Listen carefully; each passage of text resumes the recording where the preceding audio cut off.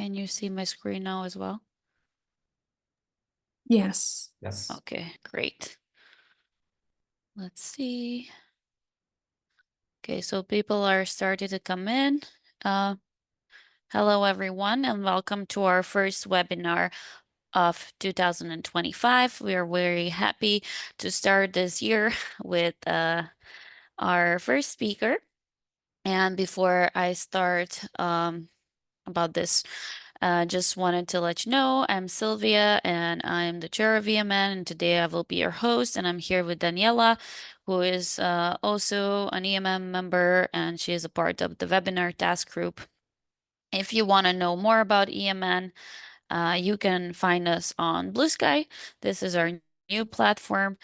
Please join us. We are trying the Blue Sky out. Looks like it's a very nice new platform. We are still on Twitter and LinkedIn, and you can always reach us with the email. So if you have any questions about joining EMN, anything at all related to EMN or young researchers in metabolomics, please get in touch. And I will hand it over to Daniela. Hi, everyone, and thanks for joining us today. In this opportunity, we have the pleasure of presenting Dr. Wout Bittremieux. I think I pronounced it right. His work is entitled, or this presentation is entitled, Learning from Repository Scale Untargeted Metabolomics Data. It will be talking about delving into how untargeted metabolomics faces limited annotation, but a data-driven approach using GMPS molecular networking has yielded the suspect spectral library, adding more than 80,000 reference spectra, doubling annotation rates, and helping structural prediction further enhance molecular discovery and unlocking new biological insights. Dr. Wout Bittremieux is an assistant professor at the Adrem Data Lab in the University of Antwerp. He specializes in bioinformatics and AI, leveraging machine learning to address biological questions via mass spectrometry-based proteomics and metabolomics. He's a leader in computational mass spectrometry.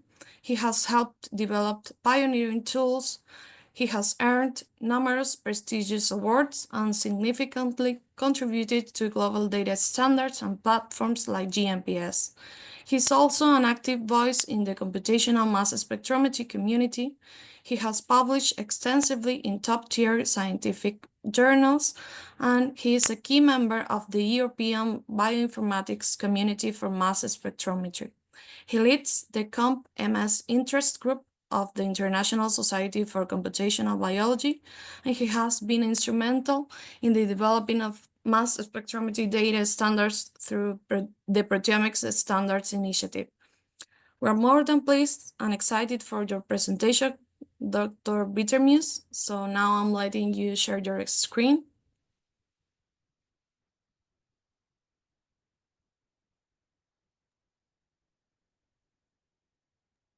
Thank you for that very nice introduction, Daniela and Silvia. And I'm excited to present our work today on, indeed, learning from repository scale untargeted metabolomics data. So if you look at this photo, it might not be immediately obvious what we're looking at. But I can tell you that this is a zoomed in photo of a single grain of sand. And similarly, if we're looking at a single MS-MS spectrum all on its own, we can't really learn that much from it. But if we zoom out and investigate the spectrum in the context of all of the other spectra in the same run, then the story starts to make more sense. And we can zoom out even further, and rather than looking at an individual experiment, what most people are doing, now start combining related experiments, maybe performed by different labs in different locations. And ideally, all of these experiments should provide complementary insights. And this is kind of the state of the art when we're doing meta-analyses, where we're combining related experiments to each other and using that to derive more insights. But actually, we thought, well, we can zoom out even further and we can consider all of the untargeted metabolomics data that has been generated so far, and that is available in the public domain in repositories such as GMPS, Metabolites, Metabolomics Workbench, etc. And now all of a sudden, we have a lot of data available. And similarly, as we had to create these very powerful telescopes to obtain these super detailed photos of our universe, we have been developing powerful bioinformatics tools to similarly extract value from these repository scale untargeted metabolomics data sets. Before we go a little bit deeper into that, let's maybe take a step back and briefly discuss molecular networking. I assume that most people will be familiar with molecular networking, but just to get everyone on the same page, I want to briefly go over what this type of data, what it looks like. So here we have a small subset of a molecular network consisting of a subgraph with 6 nodes, and each of these nodes corresponds to an MS-MS spectrum. The nodes are labeled with their precursor mass, and the edges between the different nodes are labeled with the pairwise precursor mass differences. And one crucial aspect is nodes are connected to each other via an edge if these spectra have a high spectral similarity to each other. And here in this example, the squared node in the center of the network indicates that this spectrum could be annotated using spectral library searching, in this case as the molecule acetylcarnitine. And this is actually a typical example of spectral library searching, where we can only annotate a minority of the spectra that are measured. In this case, 1 out of 6. It's not a very atypical situation that this is about our annotation rate. But this doesn't mean that we don't know anything at all about these remaining 5 spectra, because in this molecular network, from this molecular network, we can actually derive quite a bit of information. We know, for example, that the green node here, its spectrum is very similar to the spectrum of acetylcarnitine because they are connected in the molecular network. And the 2 molecules behind those spectra differ by a precursor mass difference of 42 Dalton. So even if we don't know the exact molecule, we can say that this is related to acetylcarnitine, and we use the terminology suspect. So this is an acetylcarnitine suspect with the addition of 3 carbons and 6 hydrogens, which matches this precursor mass difference of 42 Dalton.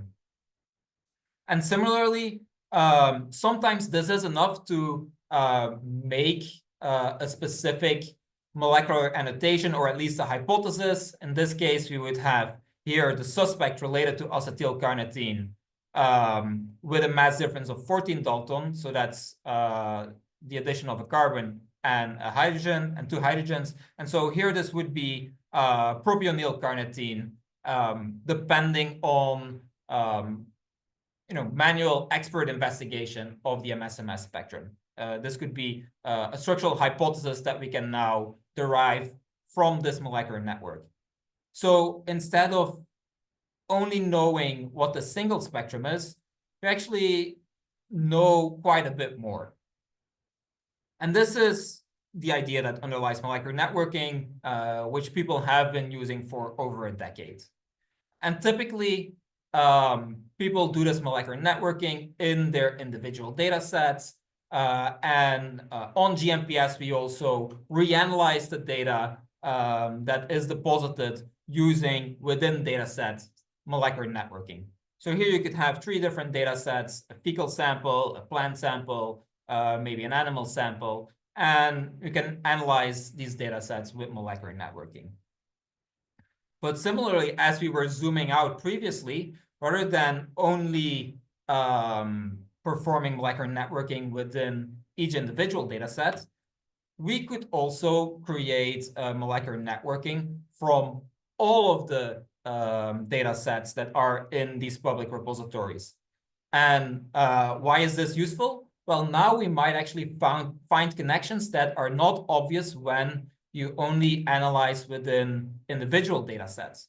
For example, you could have a plant metabolite that is present in your plant data set, and then you could have a metabolized version of this molecule that is created due to biotransformations after a person eats this plant, and then this metabolized version would be present in the fecal sample. If you only analyze these two data sets separately, you're not going to observe those two related molecules at the same time. But by networking all of the data together, now all of a sudden, we do find those connections. And so that's what we did. We gathered data from GMPS, metabolites, and metabolomics workbench. In total, over 1,000 compatible data sets and over 500 million MSMS spectra. We built this global molecular network. Was quite a challenging task because of the scale of the data. You know, everything becomes more challenging when you're pushing up against the limits what can be done even with cloud computing. This resulted in a global molecular network with over 13 million edges between all of these different spectra. And from this information, we extracted the suspect library. And the suspect library consists of almost 88,000 of those suspects that I introduced previously, and that we'll look into in a bit more detail in the next few slides, as well as 1,350 modifications. And maybe very briefly, those modifications, well, what are they? These modifications, these are the pairwise precursor mass differences between nodes connected in the molecular network, between those suspects. And just as a sanity check, yes, this matches what we expect, right? The most abundant precursor mass differences match to 2 hydrogens, carbon, 1 carbon and 2 hydrogens, oxidation, water, gain or loss of water, dimethylation, etc. So this makes sense. But the more interesting aspect is the suspects. And so, as I mentioned previously, suspects are derived from the molecular network, from connections between nodes that could be annotated between spectral library searching, so we know what they are, and then nodes that were previously unexplored, but that are related to these known spectra somehow. And here in this case, we have a spectrum that could be annotated using spectral library searching, and this is hexanewyl carnitine. So this is an acyl carnitine with a 6-carbon chain here. One of the suspects related to hexanewyl carnitine is now shown here at the bottom, and this suspect has a delta mass difference of -2 Dalton, with the potential explanation that this is a loss of 2 hydrogens. And if we think about this, and this was my colleague Sarvar, who's a much bigger expert in acyl carnitines than I am. But if you think about it, well, first of all, we see the very typical acyl carnitine fragmentation pattern, both the neutral losses as indicated by the shaded areas and the peaks as indicated by the highlighted peaks. That nicely matches the expected fragmentation pattern from acyl carnitines. So we know that it is indeed an acyl carnitine. We don't know the exact molecule that it is, but based on the delta mass difference and this potential explanation, we can make a pretty good educated guess that this is probably a hexanewyl carnitine molecule, where one of these bonds here is transformed into a double bond. We don't know the exact position of this double bond, but this is already a lot more information than if this suspect spectrum would have been completely left unknown. And this is information that then an expert chemist can take to reason about which molecule this could be. And sometimes we can even do one better. Here again at the top, we have our same annotated library spectrum, the hexanewyl carnitine. The bottom now we have a different suspect related to it with a delta mass of -12 Dalton. Here, note the accurate precursor mass difference. So it's not just -12, and you might think like, okay, this is a carbon, but instead it's the loss of 2 carbons, 4 hydrogens, and then the addition of 1 oxygen. So you could again have a hypothesis of what this could be. But crucially, there is here this very tiny peak, and you can barely see it here because it's also very close to the red peak, but this is very tiny teal peak, which is characteristic for a 3-hydroxy fragmentation. So with that additional information, we could actually create a detailed hypothesis that this is a 3-hydroxy butyryl carnitine spectrum. And we were actually then able to validate this by purchasing the 3-hydroxy butyryl carnitine standard, and we got a cosine similarity of 0.99 and a perfect retention time match. So we were very nicely able to confirm this annotation. And now the suspect library, it doesn't only work for these relatively simple molecules, but it also works for a wide variety of molecules, including here an example of aprotoxin natural products, where on the left we have 4 aprotoxin reference spectra, and on the right we have 4 suspects related to these aprotoxin reference spectra. And you can again see the very nice match between the different fragmentation patterns and the substructures of these aprotoxins. And now, using the suspect library, we created this suspect library consisting of 88,000 suspects. And if we use these for annotation during library searching on a GNPS platform, we on average are able to increase the annotation rate by about 2-fold. First, we started with evaluating this performance on the 1,300 data sets that were used to create the suspect library. And you can see that we go from about 5% annotation rate to on average 10% annotation rate. And mind you, this is a very diverse and heterogeneous collection of data sets. Hence, yeah, indeed, the annotation performance is relatively low. But similarly then, while we were creating this suspect library, people kept depositing data to GNPS. And then afterwards, in the meantime, there were 72 additional data sets submitted. And again, we saw this 2-fold increase in the number of spectra that could be annotated from about 5% to 10%. So a consistent increase even for completely independent data, validating the benefit of using the suspect library to interpret your results. And so, as I mentioned, suspect library consists of these 88,000 different suspects derived in a data-driven way from this public metabolomics data. One key aspect is that even though this 88,000 suspects,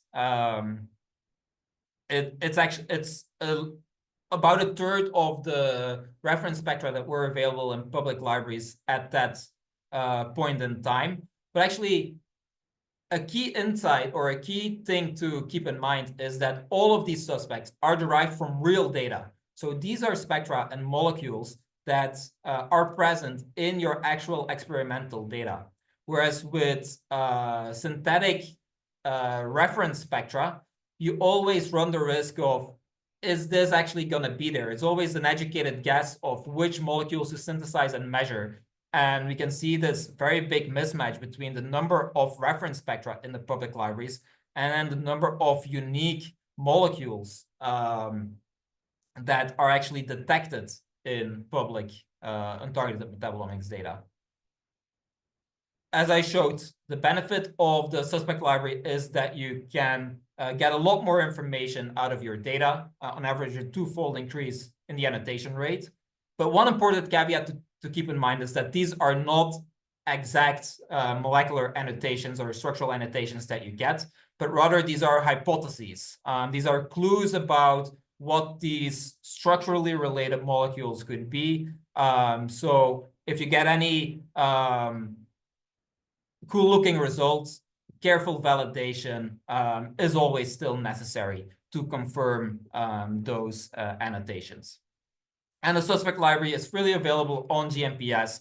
You can select it as an additional library to include during your spectral library and molecular networking tasks. And you can also download it in MGF and MSP to use in other software. And so we have this resource. It came out officially published a little over a year ago, December 2023. But since then, we thought like, okay, this is a very valuable resource, but can we maybe still improve upon it? And we started to critically think about all of the different steps that went into creating the suspect spectral library. And there are maybe 4 key steps. The first step is clustering. So clustering near identical spectra together to remove data redundancy. Second step is annotation using spectral library searching. Third step is molecular networking to find those connections between similar spectra. And then the fourth step is propagating these identifications or these annotations from spectra that could be annotated using library searching to our previously unknown suspects. And we think that we can actually improve upon each of these steps compared to how they are currently performed. The first step is clustering. So clustering is used to remove data redundancy by grouping near identical observations of the same spectra. And you will always have some of these, you might have some repeated measurements of an analyte across its chromatographic peak, or you will have the same molecule observed in different runs. And so we want to remove that kind of data redundancy. And to give you a brief example of why this is relevant, well, here, this is a small data set of about 1,400 acylcarnitine-related spectra. And if you create a molecular network from them, just as this is what it looks like. You have this very big hairball. Each spectrum is its own node. And the degree of this network, the degree which means the average number of edges that the nodes have. So each node is on average connected to 251 other nodes. So this is quite challenging to start interpreting, especially if you need to manually look at it. So that's why clustering is used to remove this data redundancy. And current clustering methods such as MS cluster, which is commonly used, you would get something like this. We reduce the data size about threefold, going from our 1,400 different spectra to about 550, where 330 of those are nodes that represent more than one spectrum, and then 230 nodes are those that represent singleton spectra. And we also have a significant reduction in the number of edges between the nodes, of course. But now we've been using on an improved clustering algorithm that gets us an even bigger data reduction without sacrificing the clustering quality. And this is implemented in our Falcon tool. Still a little bit work in preparation, mainly to make it faster and less memory intensive. But you can see further how this improved clustering reduces the data complexity by going down from our initial 1,400 different spectra to now about 300 different nodes in the molecular networking, a significant decrease in the number of singletons. So we're really combining these near identical spectra in a much more compact data representation. But how do we know that these clustering results, that they're actually correct, that we're not merging spectra from different molecules? Well, most spectral clustering algorithms were actually initially developed for proteomics data.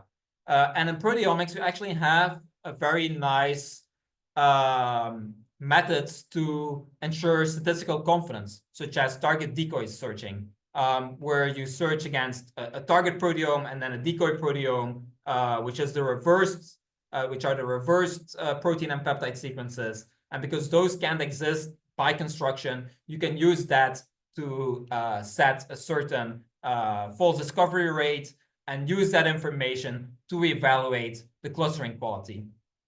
Unfortunately, in metabolomics, we don't have such target decoy strategies due to various reasons. So we also can't use this to evaluate the clustering quality. And this is a collaboration with the Wang Lab at UC Riverside, where we came up with the MSRT strategy to evaluate clustering quality. And MSRT stands for mass spec and retention time. So to evaluate clustering quality, we say that these the clusters, these spectra, should be close to each other in both on both the MS1 precursor mass axis as well as the retention time, because those are necessary elements for these spectra to come from the same molecule. And this is a relatively simple evaluation, but it works well. And to validate first our MSRT method, we compared it to the FDR strategy in proteomics, where we evaluate the clustering quality on two orthogonal criteria. The first is the average purity. So that's the purity stands for how pure the clusters are, how many different peptides or molecules are in a single cluster. And N10 stands for the size of the 10th percentile of the cluster. So you sort all of your clusters by their size, and the 10th percentile, you take that value, and the higher the better, because that means that you have a bigger data reduction.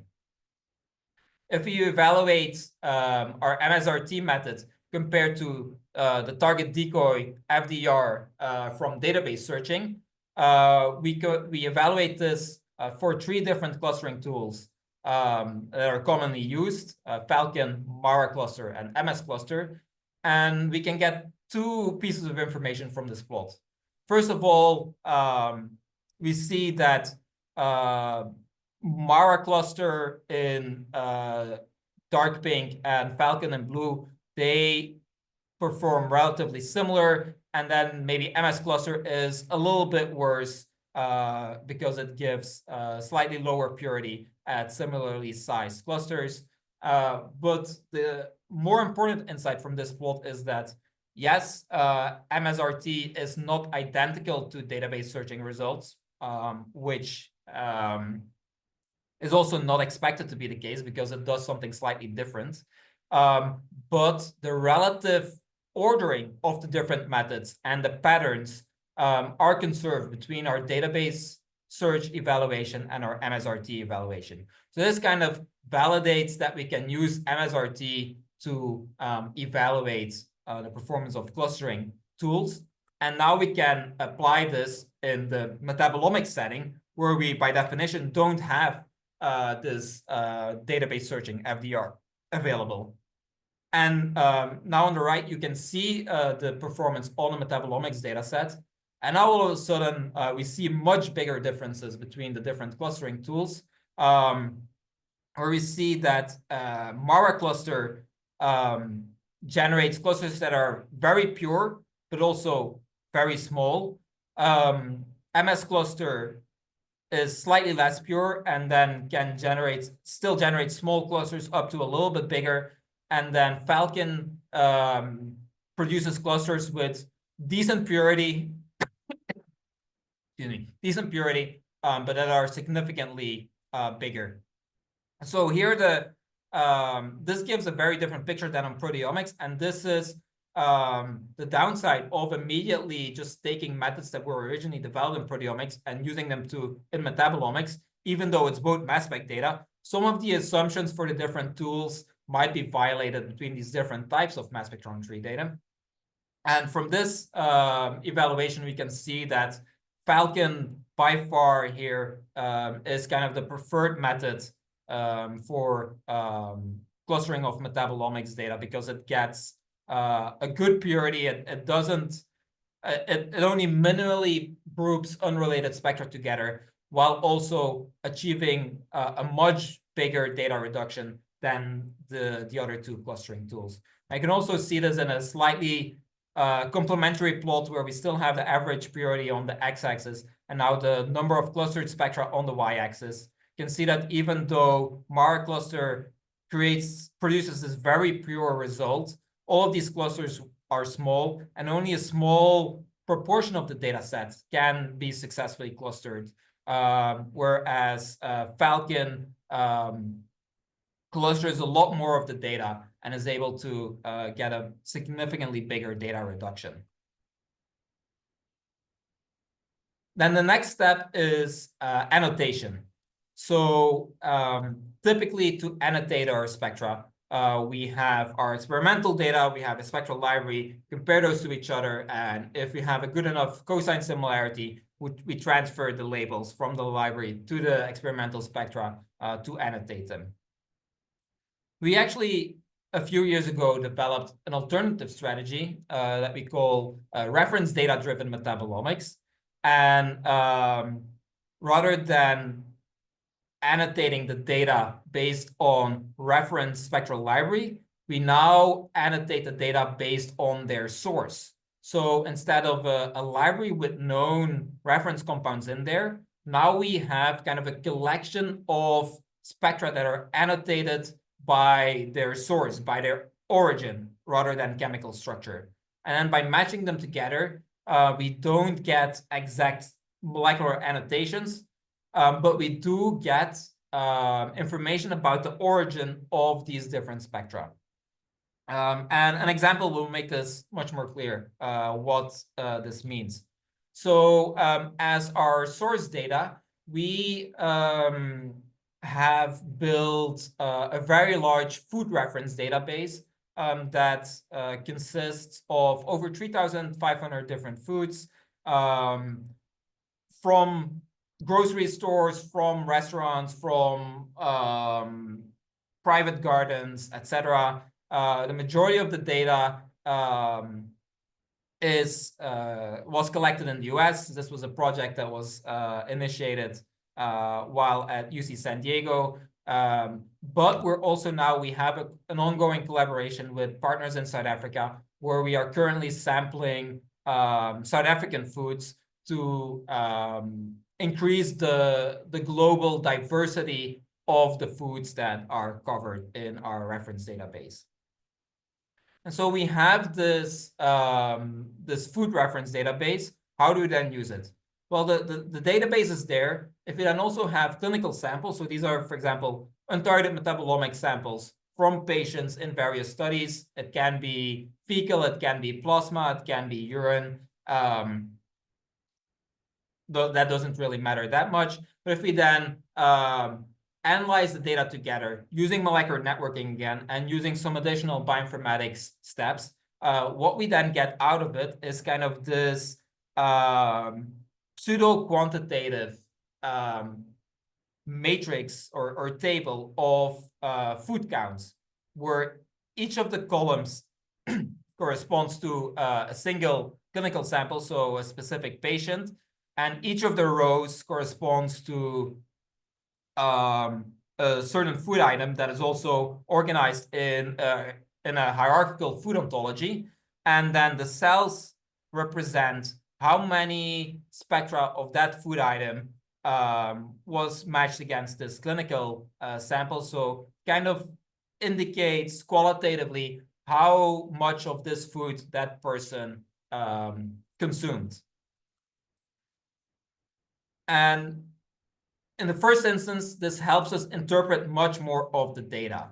Here we have a dozen different studies where we compared standard spectral library searching to our reference data-driven metabolomics with both study-specific foods. So these are foods that were measured in the context of the study, of these studies itself, as well as the general global foodomics data set. And you can see that we can go from 5 to 10% annotation rate again to about 20% if we're looking at study-specific foods, to even 35% on average against our bigger global foodomics database, to 45% if we combine both the study-specific foods and the global foodomics database.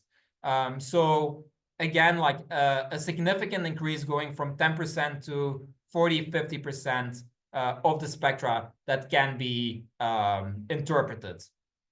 And then you can even like get some additional insights through the molecular networking as well. So we're getting a lot more insights into our data. Maybe not exact molecular annotations, but even just knowing the origin, such as the foods that were consumed, is already very valuable.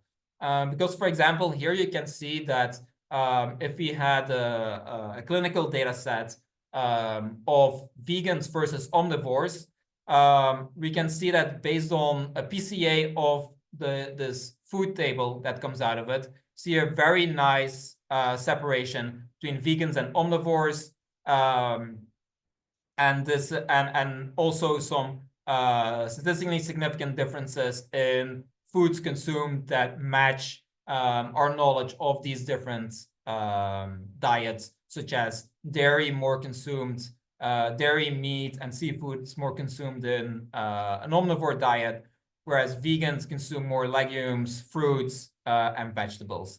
And this analysis was originally performed by my colleague Jana West, and currently my student Alejandro has developed a very convenient and user-friendly web app to repeat these kind of analyses where you just simply have to drag and drop your molecular networking output from GMPS, and you can immediately get these kind of interactive plots to do a reference data-driven metabolomics analysis.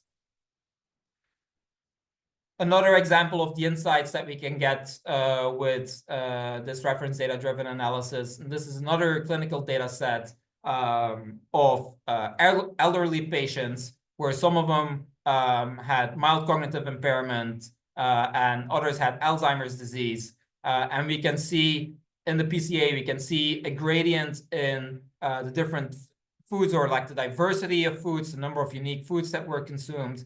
And if we correlate this information to disease status, so cognitive impairment or not, we can see some clear correlations of some more like vegetables, fruits, etc., with and consuming these in greater quantities versus more like fast foods, sodas, meats, etc., for people that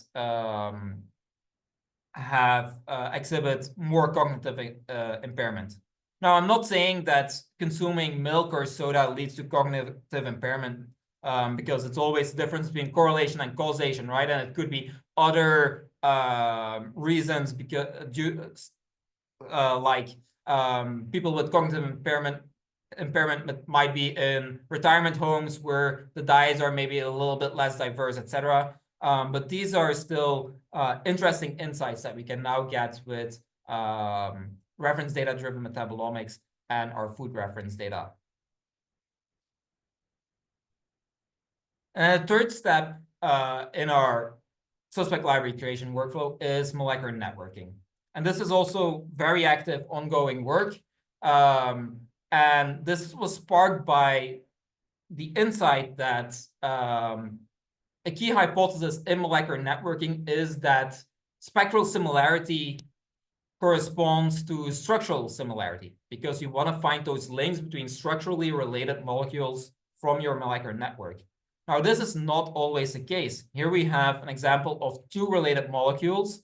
They have a Tanimoto similarity of 0.95, so they're quite similar to each other, and they differ in 3 different modifications. Now, if you look at the MS-MS spectra of those 2 molecules, they actually have a modified cosine similarity of 0.02. So basically, no single peak matches. Why is this? Well, modified cosine can only really capture up to a single structural modification based on exactly matching peaks and then neutral losses with the shifted peaks. And here we have 3 different modifications that each contribute a little bit to the full precursor mass difference. And modified cosine is not able to capture these matches. And so, because these are still very similar molecules, very relevant to find these, we thought like, okay, can we use some neural network-based methods to determine spectral similarity instead? We used large-scale annotated data from MassSpecGym, which is a collection of combination of different public data resources such as GMPS, MassBank, etc., as well as the NIS20 library. At the moment, we restricted it only to protonated singly charged molecules, and that left us with a little over 300,000 high-quality annotated MSMS spectra. We then used a spectrum transformer neural network. So this is a neural network architecture that we developed about 2-3 years ago, initially in the context of de novo peptide sequencing, but that we're now also in proteomics, but that we're now also applying to use cases in metabolomics.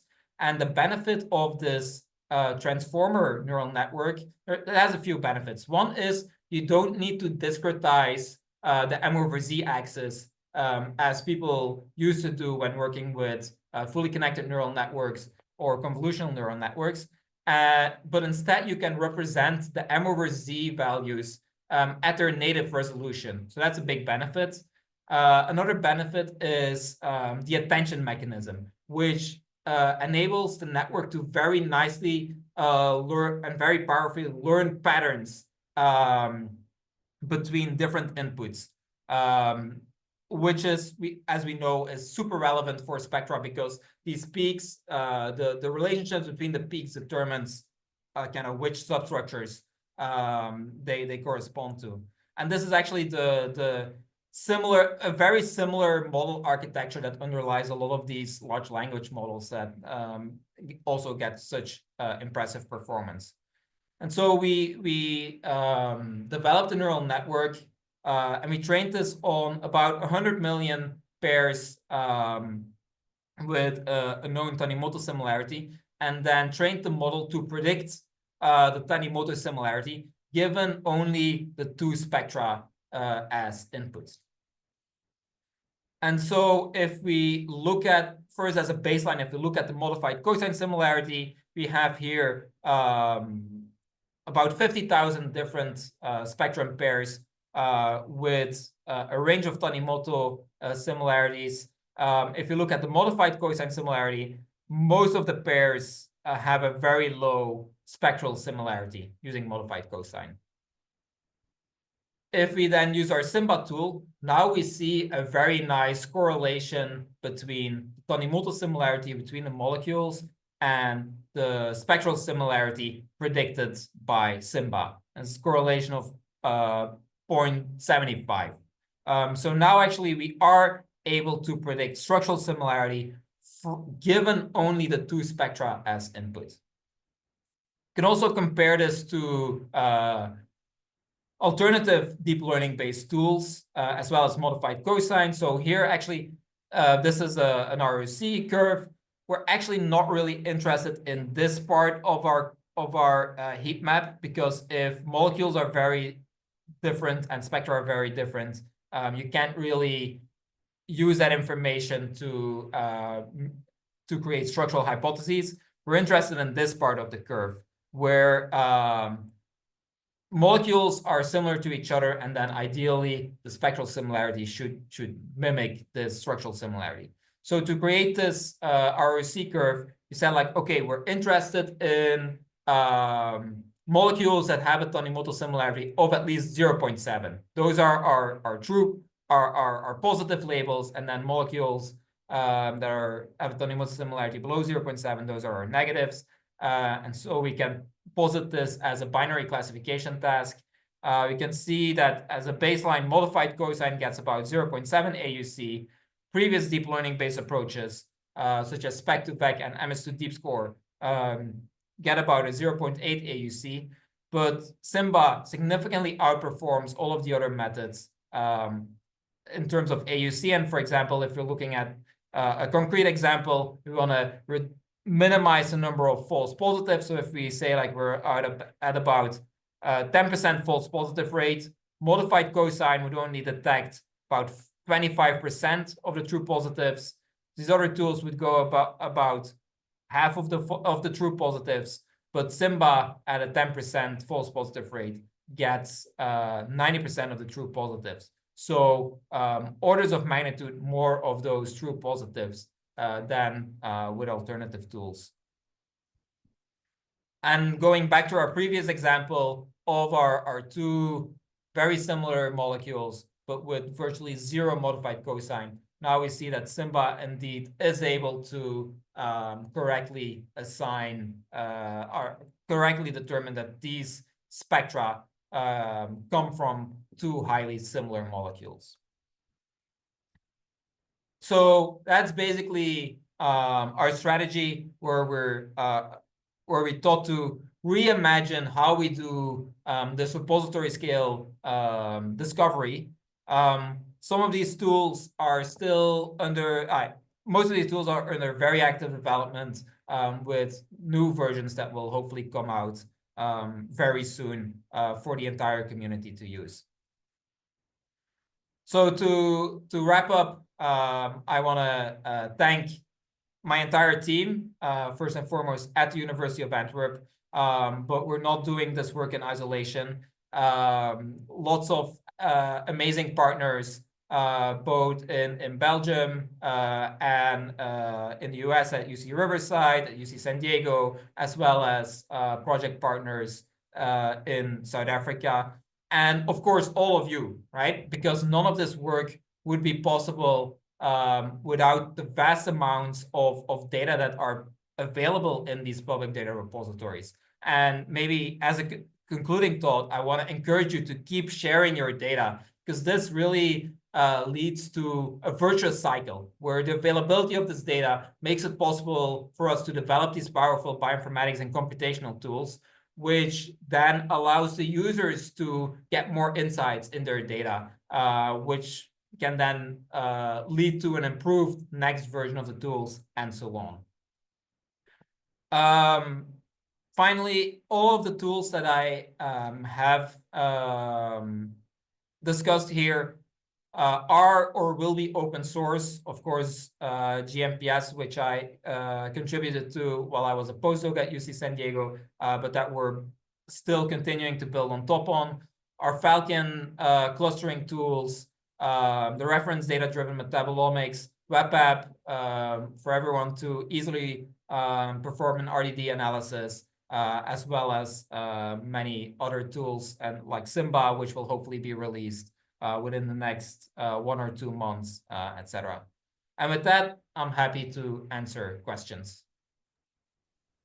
Thank you so much for this wonderful presentation. We're very much on time, and I see that there are a couple of questions already in the question and answers. For the rest, please do put your questions in the question and answer tab. It's located at the bottom of the window. The presentation is also going to be available on the MedSoc YouTube channel and on our website. So if you cannot stay longer and you might have asked a question, we will try to answer all of them, and then you can maybe look at the recording. I'll start first. I see here a question. Can suspect identification scoring be developed or tested using ground truth pathway knowledge? And are some classes of related compounds likely to be better annotated than others? Yeah. At the moment, suspects are derived solely from spectral data. So only basically the MS spectra go in. We don't use any biological information or pathway knowledge to create the suspects. We didn't explicitly evaluate across different molecular classes, but what we did evaluate was across different data origins. So we have like human, microbial, environmental, etc. and we consistently, so this is a wide variety of molecules that you'll find in those data sets. And we consistently saw across all of these different sample types that we got this, on average, this twofold increase in annotation rate. So this was pretty consistent, which kind of gave us confidence that it's a universally applicable benefit. Thank you. Thanks. We have another question. It says, as this suspect library is available in MGF format, could we also use it on MCMine or MS-Dial? Is it available in both positive and negative ionization mode? And how could we download it? Yeah, exactly. So our entire goal is to make these tools usable for the community, and then that's not only tied to GMPS, but that you can use it in your preferred tool. So it is available from the GMPS website, the libraries page. You can download it. You have to scroll a little bit down to like the propagated libraries. It's under there, but you can download it in MGF, and then you can use it in your favorite tools. And we know that people have used it in MZMine before, and so on. Thanks. There's a couple of more questions. The next one is, how does the improved clustering algorithm work? Is it published somewhere? It's not published yet. We're finalizing the implementation at this point. Really focusing on speed and memory improvements currently, so that we can use it on the smallest to the biggest data sets. So hopefully that will also a new version. So it is this Falcon clustering tool. The currently available version, if you install it through PyPy, so it's a Python command line interface tool. So the currently available latest release is still the previous version. We haven't created a new release yet. But this should be released within like the next 1 or 2 months as well, when it will be directly available through PyPy, as well as we're discussing how to integrate this in GMPS as well, so that it becomes an easy to use option there as well. So that's in terms of availability. In terms of technical aspects, how does it work? How does it get this better performance? Most existing tools, such as MS Cluster and actually the initial version of Falcon as well, use kind of a greedy single linkage based clustering approach, if you're familiar with a hierarchical clustering approach, if you're familiar with these concepts. What Falcon does, it includes a few different optimizations, and one of the key insights is that complete linkage is better than single linkage, because you avoid these kind of degenerate cases where a spectrum is just similar enough to one spectrum, which is then similar enough to just similar enough to another spectrum, and similar enough to another spectrum, while at the same time your initial spectrum and like the last spectrum, they might not be similar at all anymore. Whereas most clustering tools, if you use single linkage, they will be clustered together. With complete linkage, this is less of an issue, and so this allows us to get much better clustering quality. We have another question from Thomas Harwood. Are there any current plans to further analyze trends in the global molecular network itself? One can imagine it being useful for assessing library coverage across experimental signals to help drive MS2 library development, for instance. Yeah. Thanks. Absolutely. This is a super interesting question, and I think what I presented here is only the beginning. This is a first step, kind of a first proof of concept, and there are so many more things that you can do with it. And so we're continuing maybe now initially on kind of the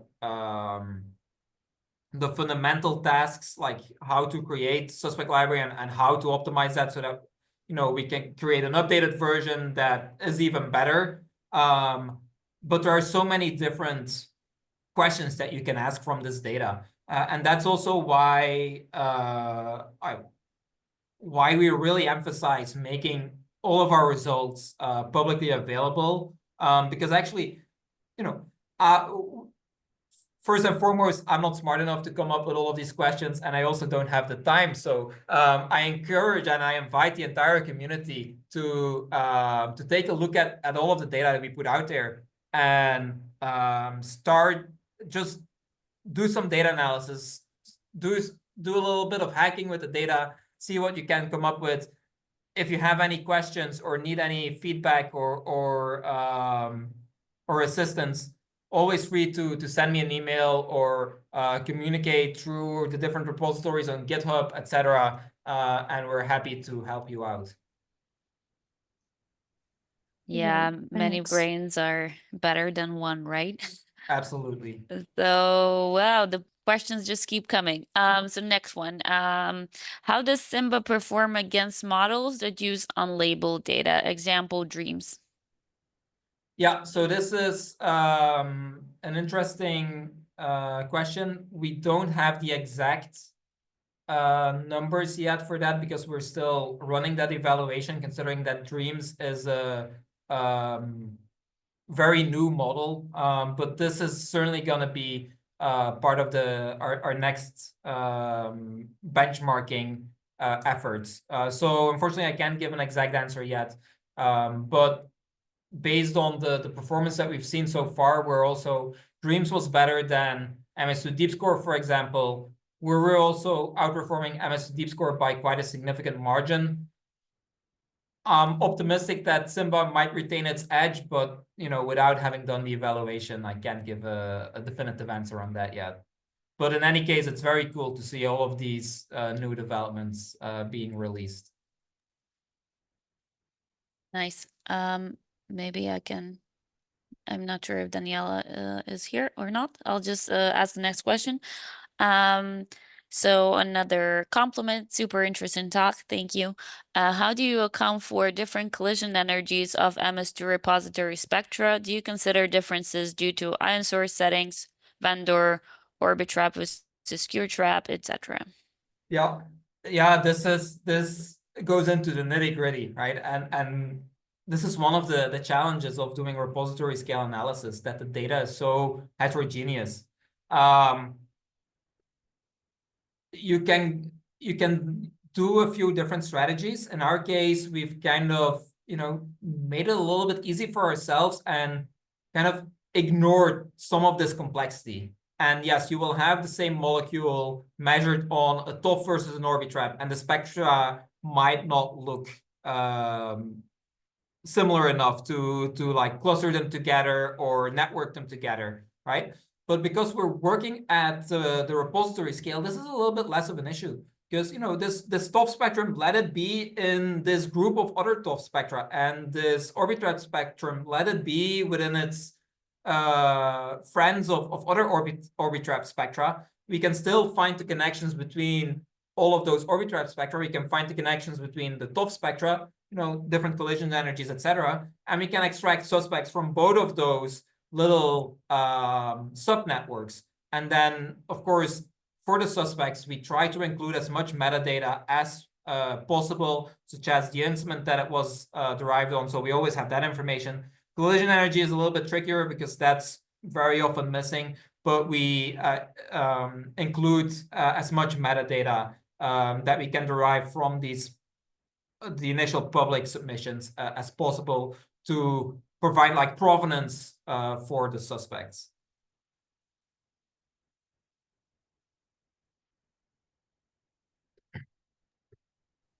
So we have some more questions. I think I'm trying to ask several of them in this question. When you are talking about annotation, how do you define annotation? Is it given in abstract smiles? What's the confidence of those annotations when you're using molecular network? Yeah. So in our case, for the annotations, we use the standard heuristics. So often a cosine similarity of 0.7 or higher. Actually, for the suspect library, we wanted to be more stringent, right? Because we wanted to avoid false positives as much as possible. So we there used a minimum cosine similarity of 0.8, minimum 6 match fragments, as well as some additional filtering, for example, based on those delta masses. We discarded all suspects with delta masses that were infrequently observed, with the reasoning that true structural modifications should match delta masses that can be explained, known chemical differences. So we use kind of a multi-tiered filtering strategy to try to avoid incorrect annotations as much as possible within the constraints that we have. That is, again, like the very heterogeneous data and basically only MSMS data available for the matching.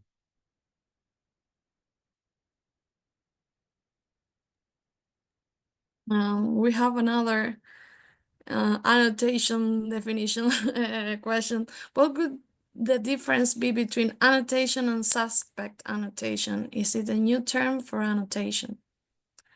So suspect annotation basically refers to a library match then against one of the suspects. This is more or less, let's see, if I go all the way back. So, what we commonly would say is like a standard annotation is here, like this is hexanewyl carnitine.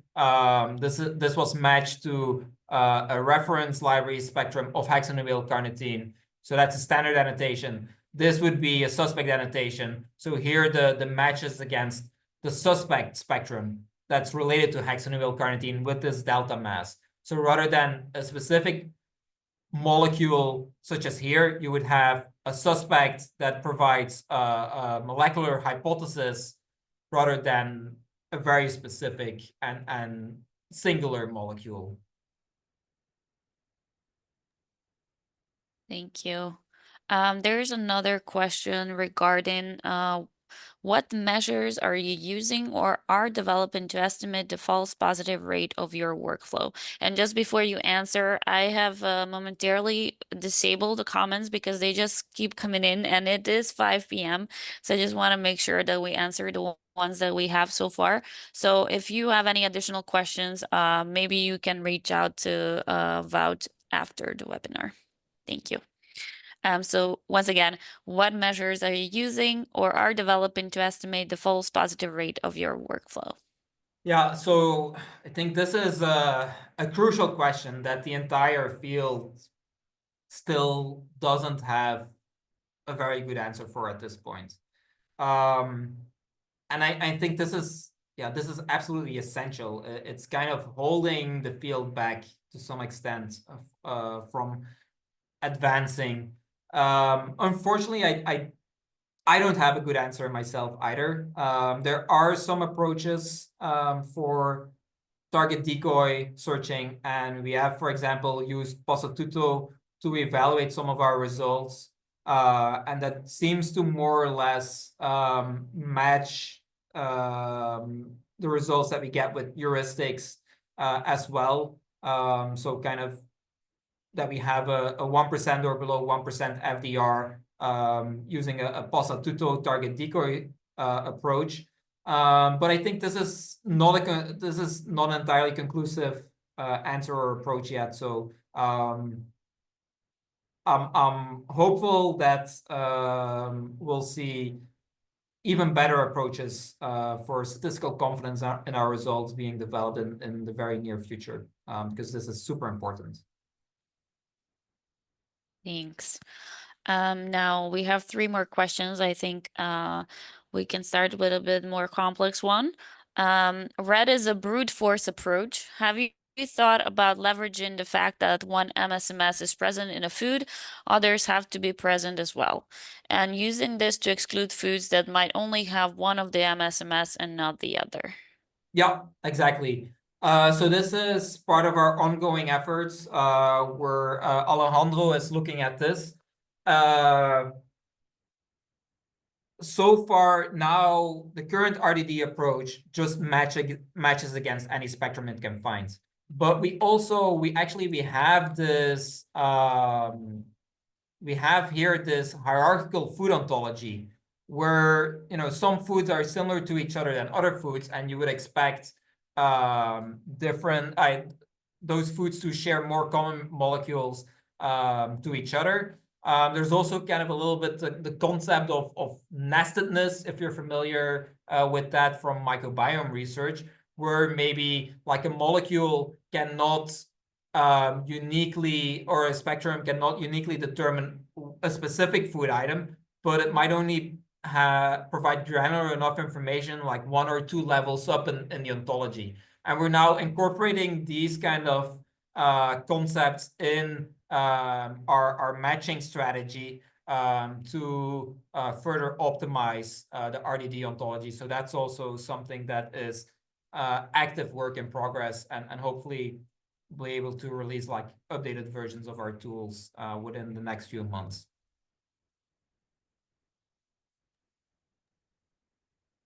We have one of the last questions. Do you mind about merging positive and negative data to generate neutral molecules in order to gather both modes simultaneously?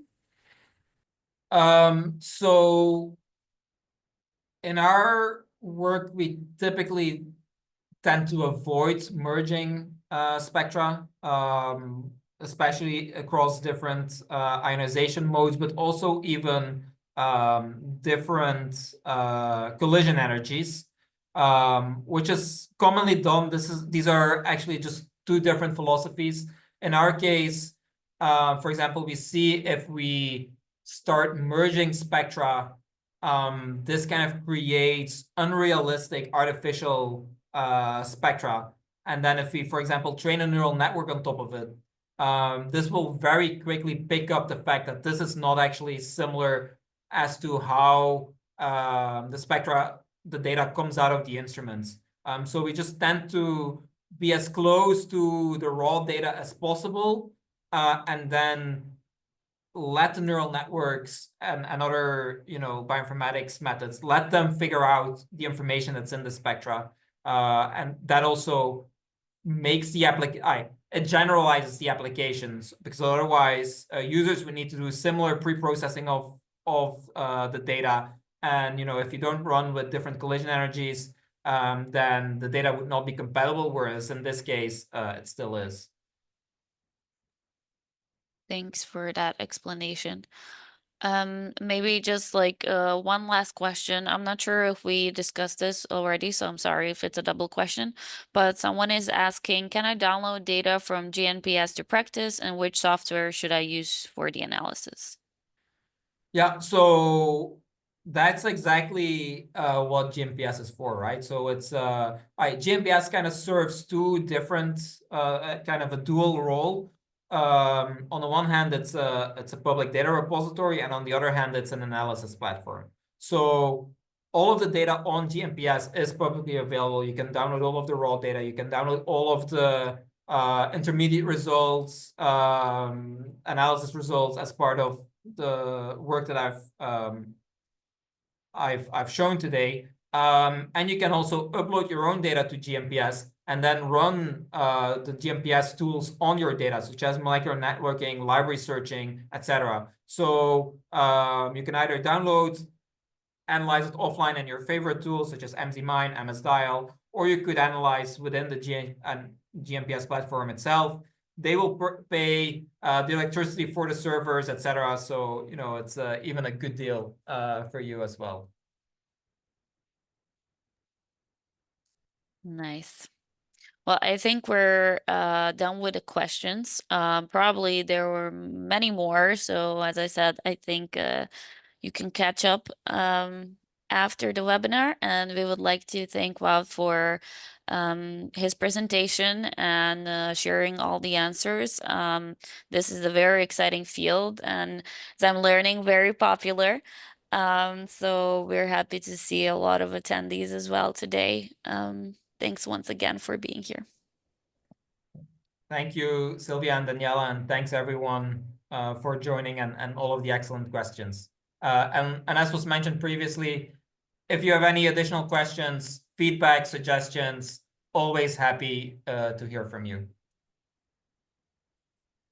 Our next webinar will be in February, so please keep yourself updated by our newsletter and also check out our new Blue Sky account. Thanks a lot. Bye-bye. Thanks, everyone. Bye.